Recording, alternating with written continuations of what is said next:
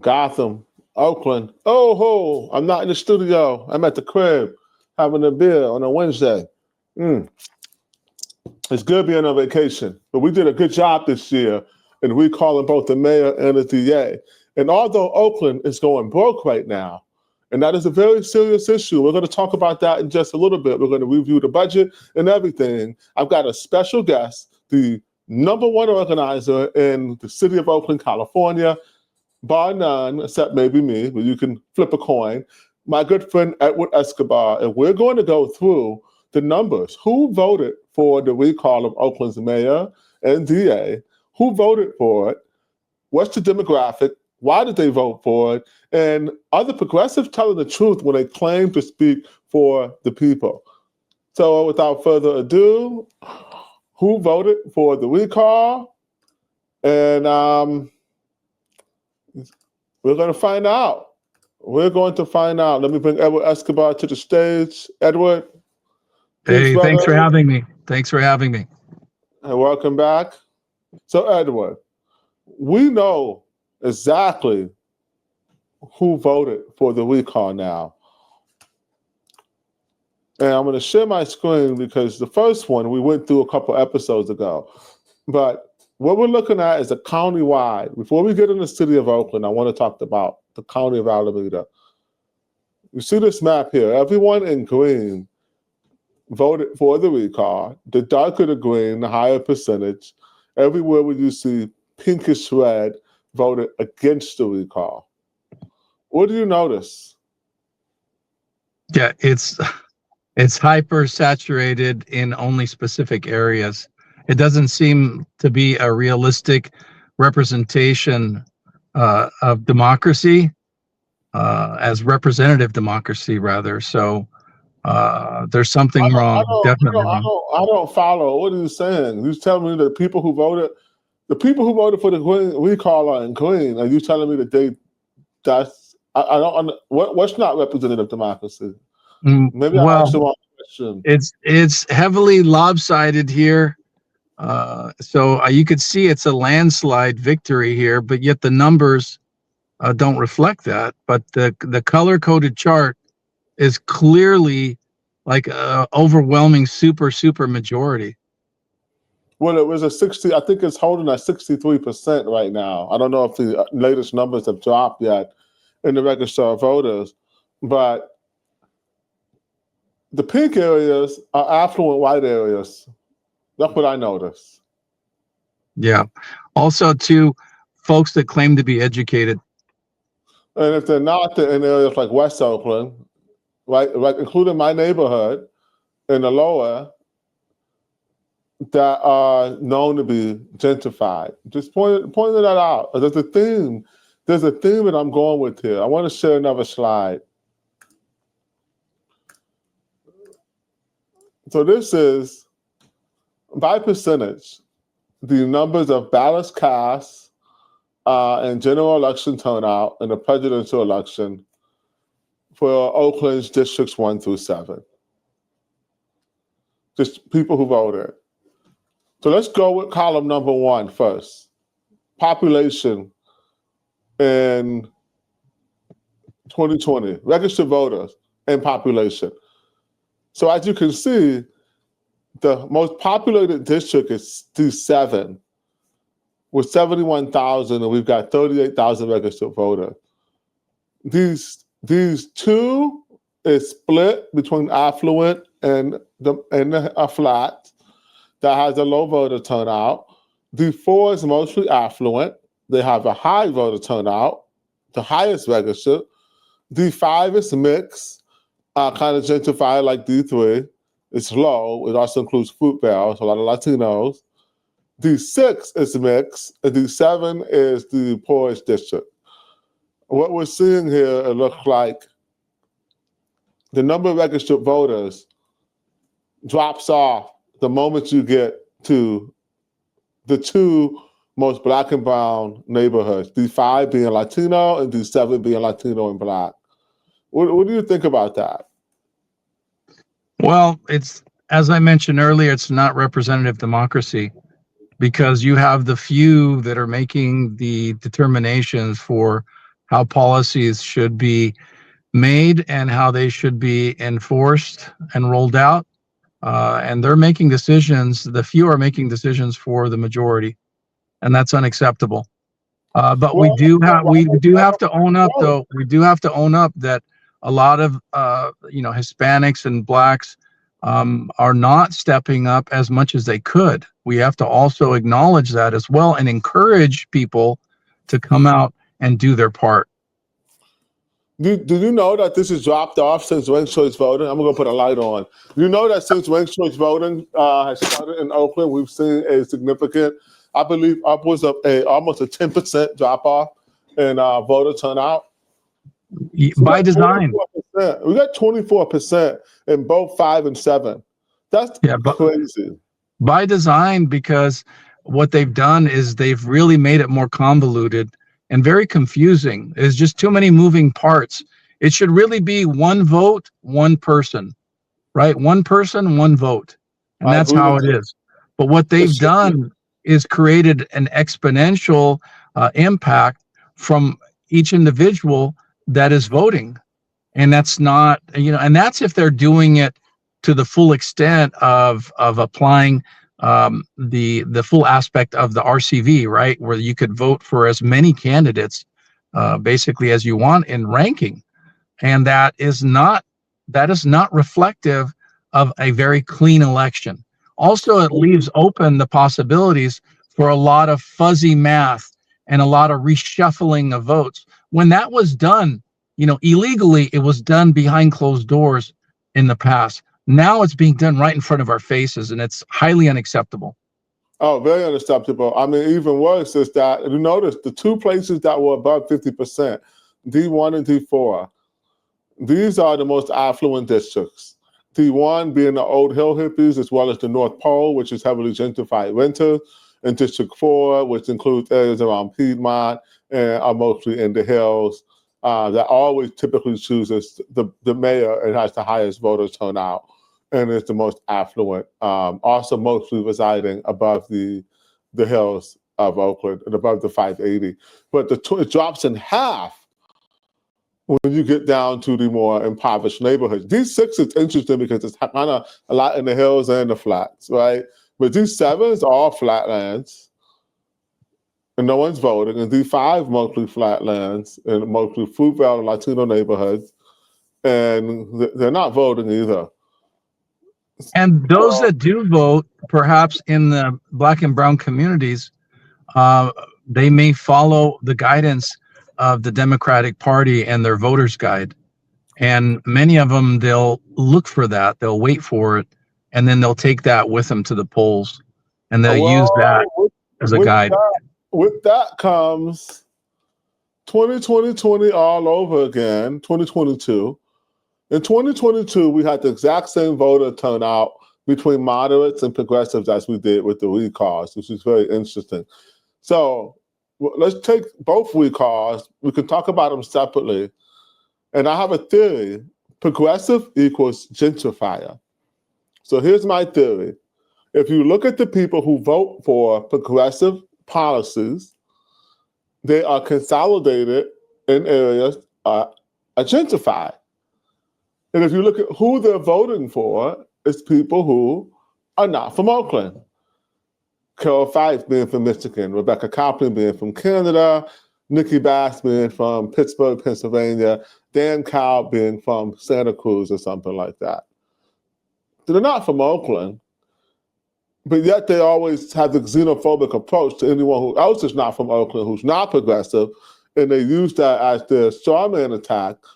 But it's the gentrifiers, and I'm going to show you on the map what I mean by that in terms of, or not on the map, but on the graph. So let's take Pam Price recall. Only 2 districts voted against the recall of Pam Price. 1 and 3. What parts of Oakland? Whoa, Edward disappeared on me. I'm asking Edward questions. Let me pause the recording. All right, let me resume the recording. I don't know what happened to you. So, Edward, if I was to ask you what parts of Oakland were the most gentrified, what would you say? West Oakland. Oh, are you continuing the list? Temescal, Yeah. the North Pole, right? That's what they call it, right? We also have D5 lower area in terms of people who bought, and downtown and the condos. Downtown in West Oakland, what district is that? The D3 you're talking? 3. And the Yeah. North Pole, Temescal, what district is that? D1. Right. Who voted against the recall of Pam Price? Those, well, D1. Yeah. So yeah, and I mean, I'd say there and D4. No, I mean, D4 voted for it. 61% of D4, the highest, voted for it, and 61% of D7. District 4, even though it's affluent, they get it. They're not gentrifiers. These are business owners and people who pay property taxes that are usually not old hill hippies like who are the affluent people in D1. That's the difference. But if you look at it, D2 voted for it. Everyone voted for it. When you're talking about Pam Price, though, then you got Berkeley, though. You got Berkeley and Albany and Emeryville. We're just talking Oakland right now. We already covered the county earlier, but just talking about Oakland voters. Follow me here. When you're talking about Oakland voters, the voters who voted against the recall are the same areas that are gentrified. Right. Most heavily. Because, I mean, gentrification has occurred throughout Oakland, but I think the point that we're making here is the most heavily saturated areas of gentrification are like the D1 and then also to the D3. Overwhelmingly D3 and D1. Look at where the renters are. Yeah. And then part of that, let's explain why. Because with the influx of a lot of the tech titans that came into San Francisco, they drove like the prices through the roof. So then Oakland becomes like the Brooklyn to the Manhattan, right? And that's where a lot of these tech folks that unless they're like double income, they can't afford in San Francisco to buy anything or let alone rent something. So they're to West Oakland, but it's closer to West Oakland. But is one stop away from financial district. You're closer than the Mission District. Once they figured that out, they consolidated around West Oakland, and for that reason, and North Oakland by the bus district. Right, and a lot of folks that may have come from the East Coast that are very dependent on the trains, and they understand what you do is look at the train route and then find a location that is close to a train route, which would be the BART train. And then from there, that's how it is for them. A lot of them, they may not own vehicles. They do a lot of train, like BART train or Ubering, and that's their primary form of transportation. So that's why they end up in the D1 and D3. Exactly. So that being said, now when you're really getting into who's voting for certain things and why do people like the Facebook group Oakland Against Gentrification act like the real Oakland areas are voting progressive when that's patently false? District 7, District 6, Deep East Oakland, a little country called Deep East Oakland, is 100% District 7. So if you're talking about the culture gatekeepers, Black culture right now, the vanguard of Black cultural protection, if you will have to say it's Deep East Oakland, and they're voting to recall Pam Price in overwhelming numbers. But let's get down to mayor now. Oh, now you get to see a real story. Only one district, only one voted to keep Oakland's mayor Sheng Thao. District 1. When Brandon Harami's old rotund butt and all of the soggies were campaigning and people were like, Seneca, they're out there campaigning to keep Sheng. You know what I would say? Tell me where in District 1 they're at. Right. Because they only went to it was obvious. The locations where they chose to campaign was they felt their stronghold. And so they invested heavily, even though for them, it wasn't just an uphill battle. It was an up Mount Everest battle because the huge tidal wave against them, the tsunami, if you will, against them was just, it was too daunting for them. And So, and Don, that was reflective of what was going on, in the trenches. And so when you talk about, D6 and D7, these folks are living the crime because they are disproportionately more impacted by the crime wave than any other part of Oakland. So the other folks in the D1s, in the D3s, the gentrifiers, are looking like, oh, on paper, this sounds great, these policies.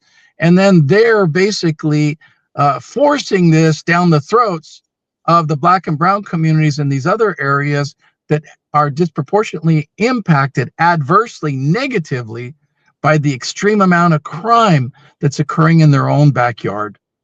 So it's unacceptable. very much so. Let's talk some more numbers here. 48% of D1 voted for the recall. They barely won, but they did win in D1. Everywhere else voted for the recall of Sheng Thao, including District 3, although District 3 was the second lowest, trending with the theory that progressives and newcomers are voting against the interests of foundational Oaklanders. Even they voted to recall Sheng. Look at the numbers in District 7. 77% of District 7 voted to recall Sheng Thao. 77%. If that is not a referendum that Deep East Oakland, this is why Mr. Fab made that video, Save My City. This Deep East Oakland is over. Why? How can a progressive continue to claim that they have the hearts and minds of the people? And how long will they keep lying when the evidence is staring at them in the face? The evidence is staring at them in the face. 77% of District 7, 70% of District 6, the Black and brown district, and then District 5, 64%. These are crushing majority of the people saying that they want change, but yet somehow the progressives still claim that they have the hearts and minds of the Black and brown and working class community. This is patently false. I would appreciate if they would stop saying it. But furthermore, I think here's the real part about this that makes me upset, Edward. This is why we have this right here. That's why you have 24%. The same reason you have 77 and 70 is the same reason you have 24% and 35%.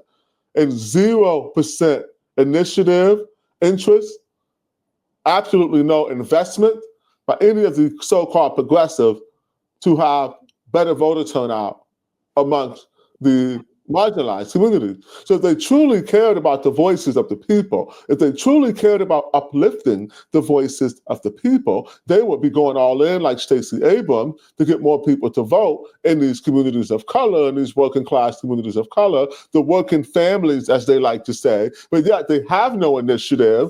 They keep them at 25% because they don't vote the way they want them to vote. They don't vote the way they want them to vote. And they know they're not going to vote the way they want them to vote. And so they actually want to suppress their vote. Progressives are fine with ranked choice voting because they are A-OK with the voter suppression of the marginalized Black and brown community. I think that is disgusting. I think that there needs to be a real conversation about who voted for the recall and why won't Oakland Side or KQED or Crown 4 or KTVU or any of them cover the voices of the people? How come none of them will give you any of these statistics so you can draw your own conclusion? Again, super low. Look at that, super high. Super high votes in places for change, for mandate for change in places that have abysmal voter turnout, and the progressives won't talk about the voter turnout in these places. Shame on you. If you're listening, shame on you. We've exposed you. You lost anyway. Anyway, Edward, my rant is over on that. I want to hear your closing thoughts. And why do progressives gaslighting everyone? Let's really take a look at these labels that we're using here, because thus far we've only used gentrifier and progressive, but a lot of these are diehard ideologues that have been these are transplants that have come from out of area, to be quite honest. They don't have deeply rooted investments in generationally speaking, in Oakland or in Alameda County for that matter. And a lot of them are techie folks, self-entitled techies that come in, and they feel that, hey, on paper, this sounds amazing, but they don't look at the outcome, the results. They focus on this performative politics and the identity politics because they think that they're here to save the people of color. They're saying that about us, although what we're saying, the people are clearly supporting, but what they're saying, the gentrifiers are supporting. The reason I use gentrification, to me, gentrification is the displacement of people and culture, not the arrival of new neighbors and resources. And so I could be a gentrifier coming here with resources and not being from Oakland and coming here 10 years ago, living in single family homes that used to be inhabited by 4 families, right? Where it's just like, I could easily fit that bill if I didn't have the intention of letting the people of Oakland let me know what they needed and helping to fight for them. So I think it's a very alarming amount of projection because they're saying the same things you just said about us, but the numbers don't back them. The numbers back us. And this is why you can't have a conversation about this in Oakland without smearing and strawman attack, because these people are frankly immature juveniles who can't have an honest conversation about their failed policy. And now the fact that they brought Oakland to the brink of bankruptcy. Any closing thoughts for the people? Well, I think on what you've said, I think you're giving them, in some cases, too much credit because these folks are also, they're stuck. I'll just say it. They're stuck in stupid, okay?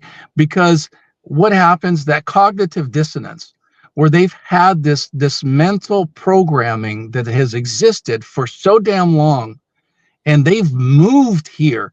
This is their promised land, that they feel that their progressive values, and mind you, the root word of progressive is progress. And I've always challenged the progressives by saying to them, if you don't bring the progress, then you're not a true progressive. So stop misusing labels and damaging what the full potential of what it means to be a real progressive in this country. And they are not doing, and the cognitive dissonance does not allow them, because they have an internal conflict. It's a battle that they cannot admit that they are wrong. They will go down with the Titanic, right? And they will take everyone down to try to prove their point. But they're proving their point in what way? They're causing pain and suffering to people. And they need to prioritize the people over them trying to prove their point. And that's where it's at. I think that we're falling on deaf ears because they won't listen. But good news for us is we don't need them to listen. We're organizing the people. We have won the hearts and minds of the people, and we will continue to represent the interests of the people when it comes to our Oakland revolution. Thank you, the organizer extraordinaire, Edward Escobar from Citizens Unite. Appreciate you. Peace, Oakland. I'll be back with another episode about this budget fiasco. So I'm gonna take a break, head down to the studio, and do this again in just a few minutes. So I'll see you soon. Edward, peace. I'll talk to you later. Thanks for having me. Yo, I swear it's only up from here. Yo, I swear it's only up from here. Yo, I swear it's only up from here. Yo, I swear it's only up from here.